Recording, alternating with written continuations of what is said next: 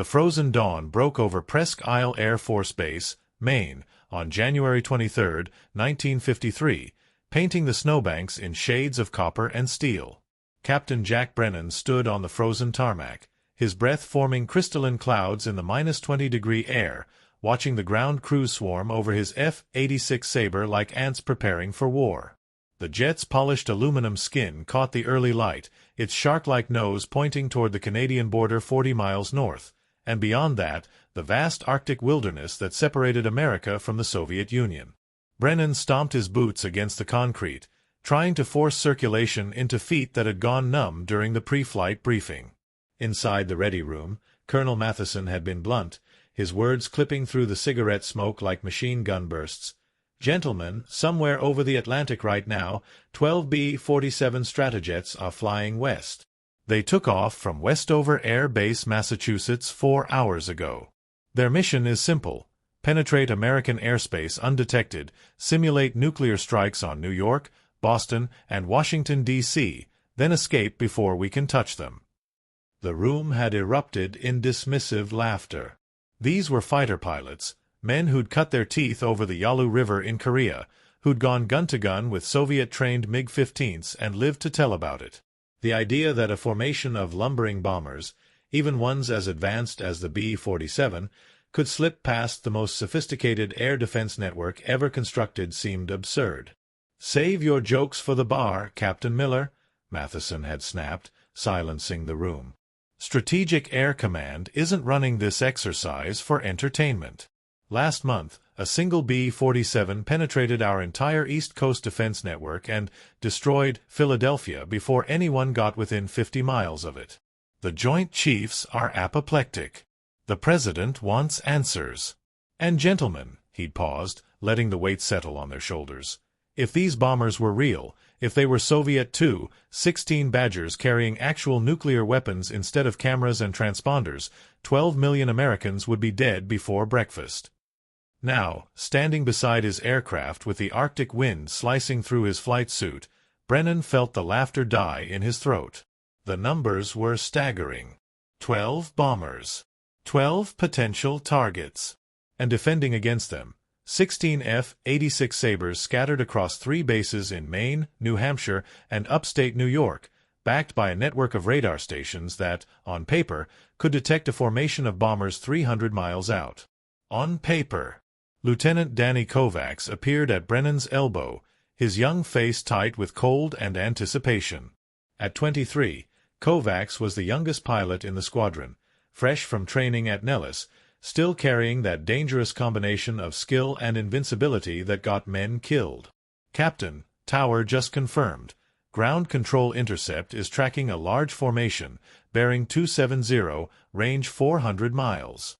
Speed 450 knots, altitude fluctuating between 3,000 and wave top level." Wave top. Brennan's eyes narrowed. Over the Atlantic? In January? "That's what they said, sir." Kovacs shifted his weight, uncertain. GCI operator sounded confused. Said the radar picture keeps breaking up. One minute they've got 12 distinct contacts, next minute they've got 3, next minute nothing. Brennan climbed the ladder to his cockpit, the metal rungs slick with frost. The B-47 Stratojet was Boeing's answer to the Jet Age, a swept-wing monster capable of carrying nuclear weapons at nearly the speed of sound. But it had a fatal flaw for a bomber. It couldn't fly very high with a full fuel load. Maximum altitude with combat weight was barely 35,000 feet, well within range of any competent fighter pilot. The Strategic Air Command had adapted with a new doctrine: penetration bombing. Come in low, use terrain masking and weather to hide from radar, pop up for the bomb run, then dive back into the weeds for escape. In theory, it was brilliant. In practice, it required pilots to fly multi-engine jets, aircraft with wingspans of 116 feet, at speeds approaching 500 knots just a few hundred feet above the ocean or treetops. One mistake, one moment of inattention, and the bomber would cartwheel into the water or the forest, leaving nothing but a crater and scattered debris. As Brennan strapped into his cockpit, He caught sight of the operations officer sprinting across the tarmac, radio in hand, face flushed despite the cold. Major Tom Harrison reached the base of Brennan's ladder, shouting up over the whine of the Sabre's starting engine. "Jack! Mission change. GCI just lost all contact with the bombers." "What do you mean, lost contact?" "I mean they were there, solid formation, 200 miles out, then they dropped off every screen from Newfoundland to New Jersey." Harrison's breath came in ragged gasps. Last known position was over the Gulf of Maine, heading west-southwest. After that, nothing. It's like they vanished into thin air. Brennan felt ice that had nothing to do with the temperature creep up his spine. 12 bombers didn't just disappear. Not unless they'd crashed, or unless they'd done exactly what they'd set out to do, become invisible. The Strategic Air Command had been experimenting with low-level penetration tactics for months, but this was different. This was 12 aircraft, each one carrying the simulated destructive power of the bombs that had erased Hiroshima and Nagasaki, flying somewhere over American territory with no one tracking them. "Get everyone in the air," Brennan said, his voice steady despite the adrenaline beginning to flood his system. "Full alert. Maximum coverage pattern." "Already done. Colonel wants you to take the coastal sector, Portland to Portsmouth. If they're coming in from the ocean, you'll be first contact." Brennan nodded, already running through the intercept geometry in his head. The F-86 could sustain 680 miles per hour in level flight, faster in a dive. But the Sabres radar, if you could call the ranging gun sight a radar, was primitive, designed for dogfighting, not finding bombers hiding in weather and terrain clutter. They'd be hunting visually, which meant getting close enough to see the enemy with human eyes. Close enough to be too late. The canopy came down with a hydraulic hiss, sealing Brennan inside the cockpit's familiar embrace.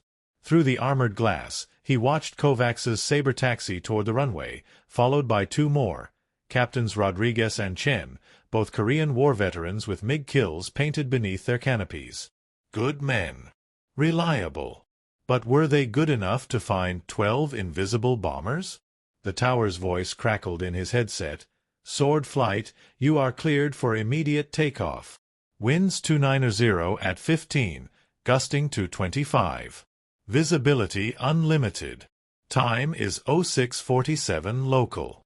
Good hunting."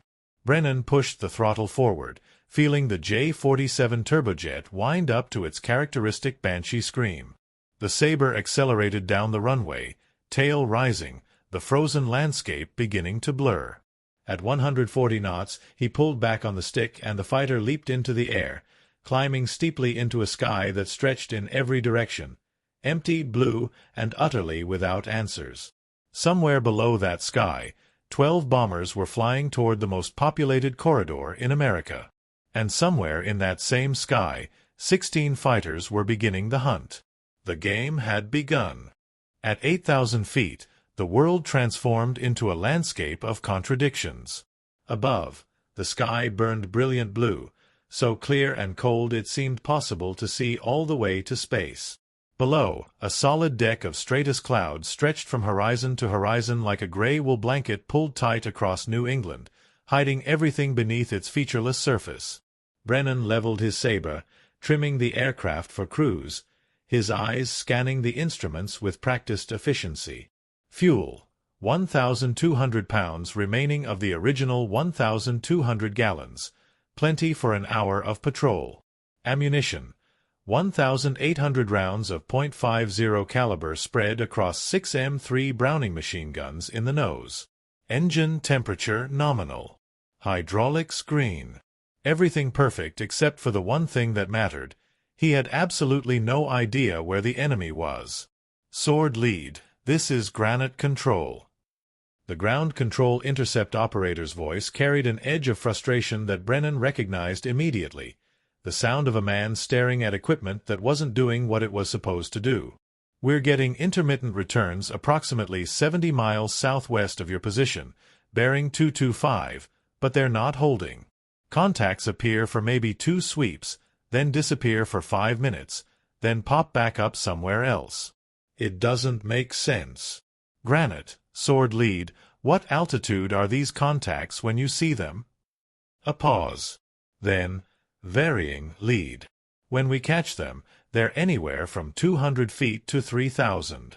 We think, and this is speculation, we think they're using the cloud deck, climbing into it when they see our radar emissions, descending below it to navigate, then climbing back up. Brennan whistled softly. If that was true, if the B-47 crews were threading their aircraft through the weather at those speeds, then Strategic Air Command had found pilots with either exceptional skill or a death wish. Probably both. Sword 2, what's your fuel state? Brennan glanced left, where Kovacs's Sabre flew in loose formation, its polished skin reflecting the morning sun. 900 pounds. Lead. 40 minutes of patrol time, maybe less if we have to chase. That was the problem with the F-86. It was a thoroughbred racehorse, fast and maneuverable, but it drank fuel like a college student drank beer. The J-47 engine was thirsty, and carrying external tanks affected performance enough that most pilots jettisoned them before combat, which meant every minute spent searching was a minute less for the actual fight. The radio erupted with a new voice. Captain Rodriguez, flying South Patrol out of Pease Air Force Base in New Hampshire. All Sword elements, Sword 3 has multiple visual contacts. I say again, visual contacts. Count 4, no, 5, no, 6 aircraft breaking through cloud deck, bearing 090 from my position, range approximately 12 miles. Brennan's pulse spiked. Sword 3, confirm, are they B-47s? Negative visual confirmation, but they're big, they're fast, and they're heading directly for Boston. Rodriguez's voice climbed with urgency. I'm engaging. Sword 3, hold position and confirm. Brennan was already banking hard right, pushing the throttle to military power. Do not, repeat, do not, engage until you have positive identification. But it was too late. Through his headset, Brennan heard the whine of Rodriguez's Sabre accelerating, the excited breathing of a pilot closing for the kill. Then, 10 seconds later, Sword 3, negative contact. They ducked back into the clouds. I'm following them down. 3, negative. Pull up. Do not follow them into IMC. Instrument meteorological conditions. Clouds so thick you couldn't see your own wingtips, where spatial disorientation killed more pilots than enemy fire ever would. The B-47 had a complete instrument panel, a dedicated navigator, and autopilot. The F-86 had a pilot, a compass, and prayer. Sword 3, climbing back to Jesus. Contact at 12 o'clock low, coming out of the clouds fast. Brennan heard it then, the sound every fighter pilot dreaded. The rattling staccato of machine gun fire, 6.50 caliber Brownings firing in. Anger. But something was wrong. The burst was too short, cut off midstream, followed by Rodriguez's voice, now sheepish, false alarm.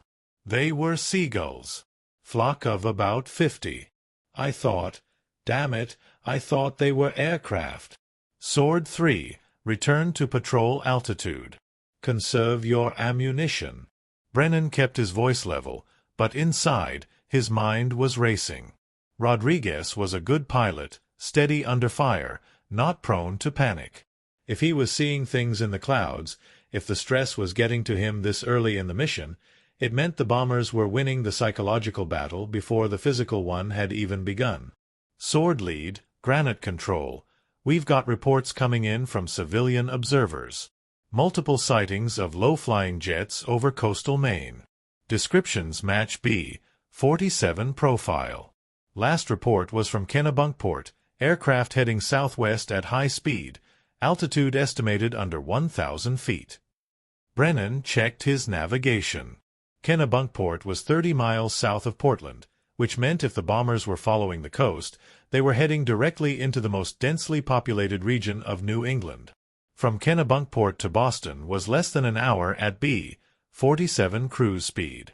From Boston to New York, another 30 minutes. Granite, Sword Lead is proceeding direct to intercept. Give me a vector.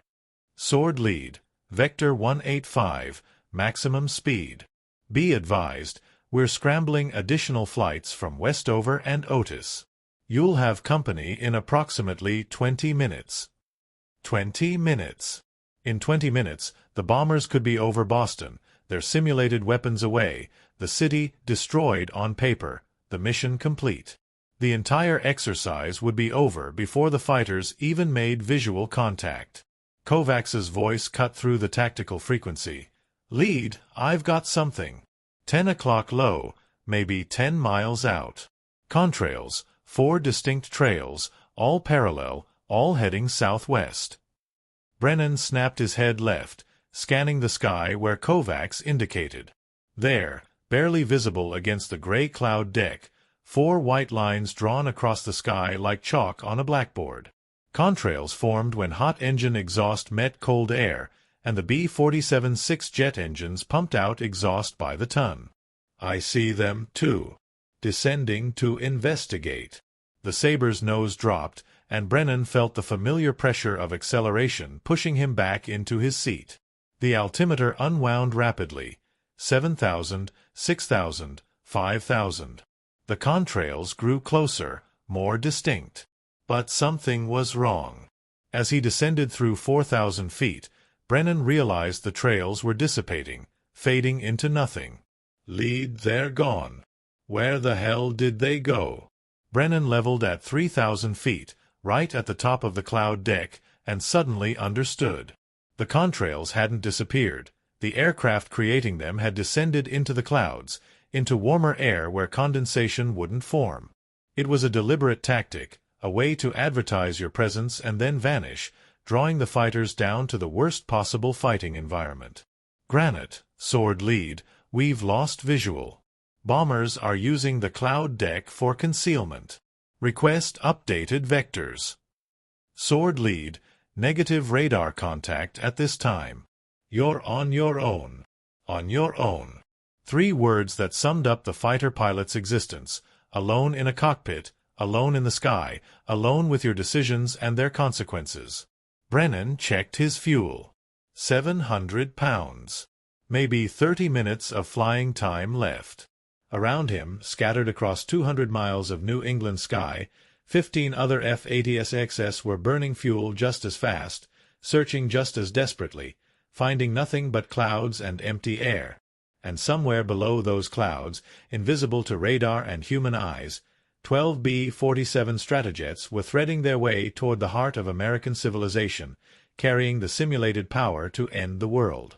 The break came at 0714 hours, when Staff Sergeant Mike O'Brien, manning the radar station at Blue Hill Observatory outside Boston, saw something that made his blood freeze. 4-3 sweeps of his scope, 18 seconds of real time.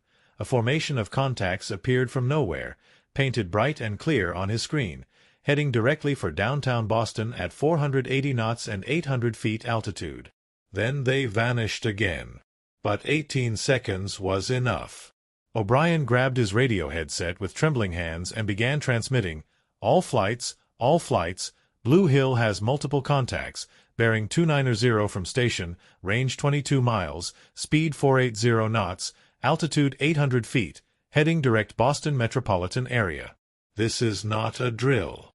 Repeat, this is not a drill. Brennan's Sabre was 40 miles north when the call came through. He didn't hesitate, didn't ask for confirmation. He simply rolled the fighter inverted and pulled, the G-forces crushing him into his seat as the nose came down toward the cloud deck. The airspeed indicator began climbing. 400 knots, 450, 500, the Sabre accelerating in the dive like a bullet fired from heaven. Sword 2, stay with me. We're going down. Kovacs's response was tight, clipped, 2's in. At 1,500 feet, Brennan plunged into the clouds, and the world disappeared. Gray nothing surrounded him, pressing against the canopy, turning his windscreen into a blank slate. The instruments became his reality. Artificial horizon showing a 30-degree dive, altimeter unwinding, airspeed increasing, vertical speed indicator showing 6,000 feet per minute descent. At 600 feet, according to his radar altimeter, Brennan pulled out of the dive, leveling the Sabre in a gray limbo between cloud and ground. Visibility was maybe a quarter mile, maybe less. Rain streaked across his canopy. Driven by wind he couldn't see but could feel buffeting the aircraft. "Lead, I'm with you. What's the plan?" Brennan was already working the problem. Boston was southeast. The bombers were last seen heading toward the city from the ocean. If he flew southeast, he'd be heading toward them, closing at a combined speed of over 1,000 miles per hour. If they were still at 800 feet, if they hadn't climbed or descended or changed course. A dark shape materialized out of the murk ahead, massive and sudden. Brennan's hands reacted before his brain fully processed what he was seeing, yanking the stick hard right, the Sabre responding with vicious agility. The shape, a radio tower, maybe 500 feet tall, flashed past his left wing with maybe 50 feet of clearance. His heart hammered against his ribs. "Jesus Christ!" Kovacs's voice cracked. "Did you see that? Eyes forward, too. We're below the tower height. Everything is a threat."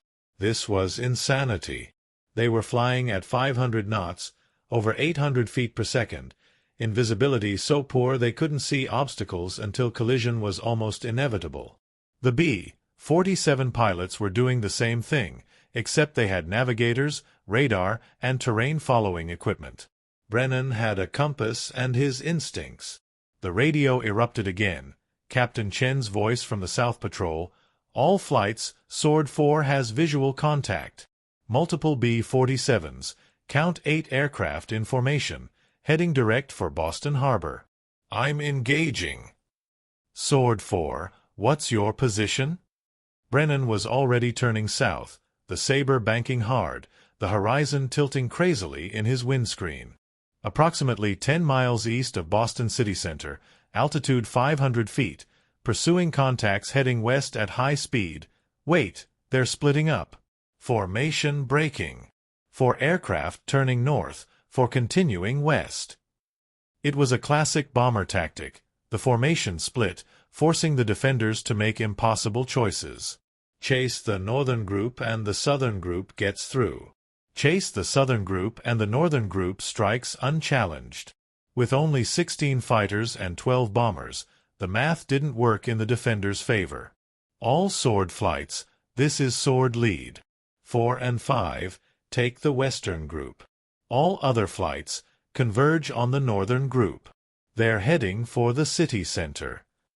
Brennan broke through a gap in the clouds, and suddenly Boston appeared below him.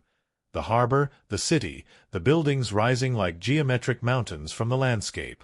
And there, impossibly low, impossibly fast, 4 B-47 stratojets in tight formation, their swept wings catching the gray morning light.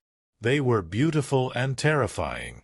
Each bomber was 107 feet long with a wingspan of 116 feet, powered by 6 General Electric J-47 turbojets producing 7,200 pounds of thrust each. At this altitude, this speed, they looked like silver daggers cutting through the sky, trailing smoke from their engines, their bomb bay doors still closed because this was only an exercise, only a simulation, only... Sword lead has visual contact. 4 B-47s, altitude now 300 feet, heading 270, speed 500 knots. Brennan pushed his throttle past military power into afterburner, feeling the extra kick of thrust slam him back into his seat. The distance closed rapidly. 2 miles, 1 mile, half a mile. The bomber formation was flying so low that their wingtips seemed to brush the buildings below. Brennan could see people on the streets stopping, pointing upward at the aircraft screaming overhead. In a real attack, those people would have approximately 90 seconds from the time they saw the bombers until the nuclear weapons detonated. 90 seconds to say goodbye, to pray, to accept the end of everything. Lead, I'm on your 6. What's the intercept plan? Good question.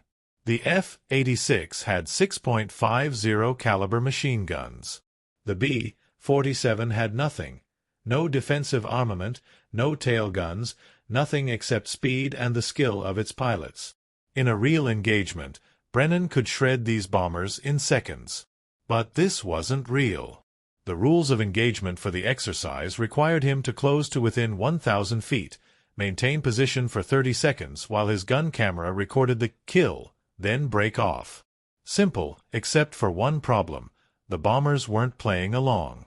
As Brennan closed to 1,200 feet, the lead B-47 suddenly pulled up, climbing steeply into the clouds, its 6 engines roaring. The second bomber broke left, diving toward the ground, toward the buildings, in a maneuver that made Brennan's blood run cold. The third went right.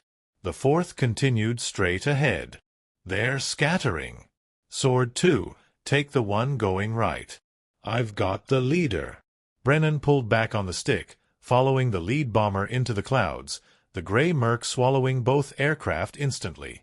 His altimeter started climbing. 500 feet, 800, 1,000. The bomber was somewhere ahead, invisible, filling his windscreen with nothing but gray vapor. Then he saw it, a darker shadow in the gray, the distinct cross-section of the B-47's fuselage and wings.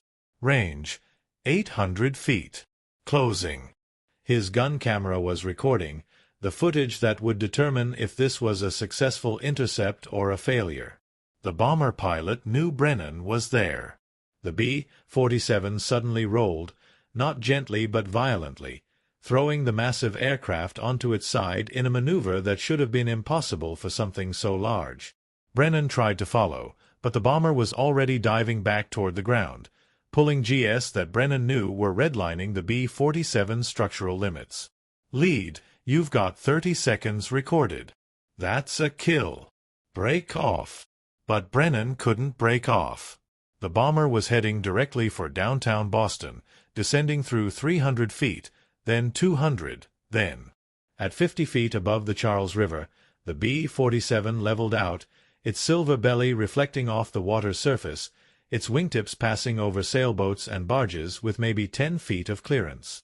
Brennan stayed with it, matching every turn, every altitude change, his hands locked on the controls, his eyes locked on the target. Lead. Pull up. There's a bridge. Brennan saw it, the Harvard Bridge, spanning the Charles River, its steel trusses rising toward the gray sky. The B-47 climbed, just enough, clearing the bridge structure with its landing gear barely missing the roadway. Cars stopped. People scattered. Brennan had a choice. Pull up, abandon the pursuit, let the bomber escape. Or follow through, commit to the intercept, and hope there was enough clearance for his smaller fighter. He pushed the stick forward, dropping the Sabre's nose, aiming for the gap beneath the bridge. The world became a tunnel. Gray sky above, dark water below, steel structure on both sides. His airspeed indicator showed 520 knots. Time compressed into a single eternal second where every rivet in the bridge structure was visible, where every wave on the water seemed frozen in place. Then he was through, bursting out the other side, the bridge falling away behind him, the bomber still ahead, still running. Kovacs's voice, awed and horrified. "Holy shit, Jack! Did you just—" "Stay focused, too. Where's your target?" "Lost him in the clouds. Sword 3 and 4 are reporting similar. These guys are ghosts." Brennan's fuel gauge showed 300 pounds. Maybe 10 minutes of flying time, maybe less. The bomber ahead was pulling away, accelerating, climbing back into the clouds. He'd recorded his gun camera footage. The kill was confirmed. The exercise rules said he should break off, return to base, declare victory. But victory felt hollow when the target was still flying. Granite control. Sword lead. I'm Winchester on fuel. RTB in 5 minutes. What's the overall picture? The controller's voice was grim. Sword lead, we count 8 confirmed kills across all flights. But the remaining 4 bombers are still inbound. Estimated time to target areas, 3 minutes. We have no fighters in position to intercept. 8 kills out of 12. In a real scenario, that meant 4 nuclear weapons hitting American cities. That meant millions dead.